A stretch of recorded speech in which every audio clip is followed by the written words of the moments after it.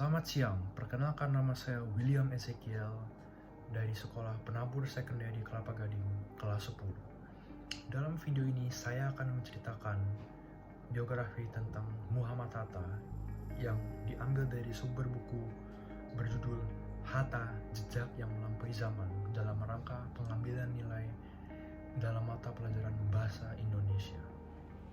Dalam video ini saya akan menceritakan biografi Muhammad Hatta yang diambil dari buku berjudul Hatta, Jejak Melampaui Zaman yang berisi sebanyak 83 halaman, dan buku ini juga diciptakan oleh Arif Zulkifli, Bagja Hidayat, dan Wijo U. Buku ini menyajikan informasi mengenai sosok Muhammad Hatta secara mendalam, fakta menarik, dan juga pengalaman-pengalamannya. Baik, itu saja hal-hal yang saya butuh ucapkan sebelumnya. Sekarang, mari kita masuk ke hal-hal yang lebih mendalam. Baik, kita akan masuk ke bagian orientasi.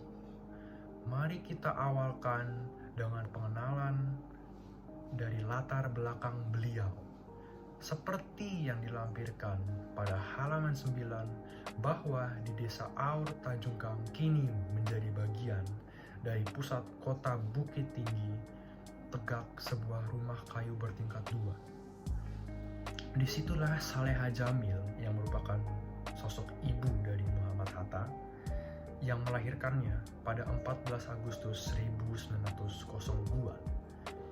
Saleha Jamil memiliki suami yang adalah sosok bapaknya Muhammad Hatta yang bernama Muhammad Jamil.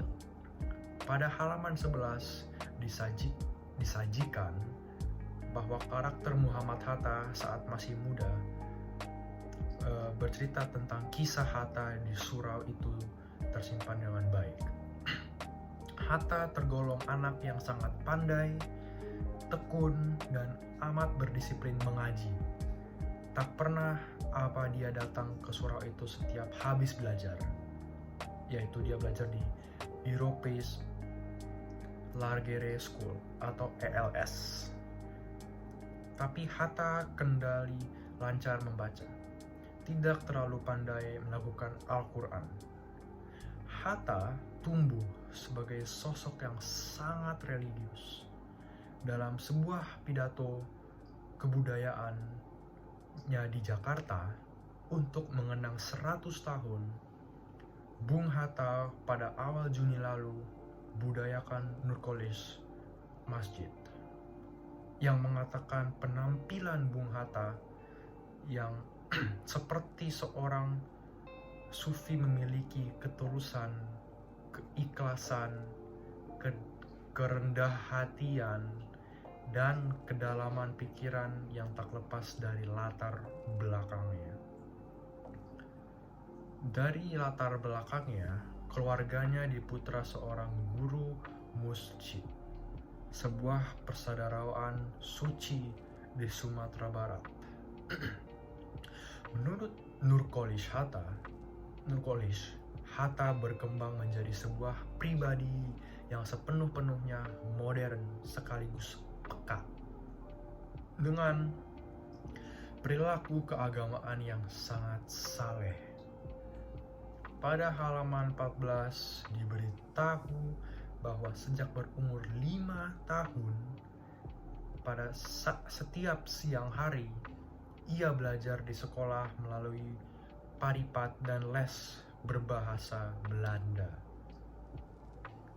Hatta tak menemukan kesulitan apapun itu ketika ia akhirnya bersekolah di Europese Lagere School yang seperti saya katakan tadi, atau ELS, yaitu sekolah dasar untuk anak-anak Belanda yang berada di Bukit Tinggi.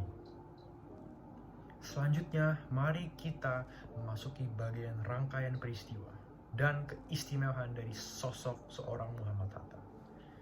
Tercantum pada halaman 20 bahwa pada tahun 1928 Saat Bung Hatta berumur 26 dan masih seorang mahasiswa di Rotterdam, ia ditangkap oleh pemerintah Belanda karena kegiatan politiknya dan dia dibawa ke depan mahkamah di Den Haag.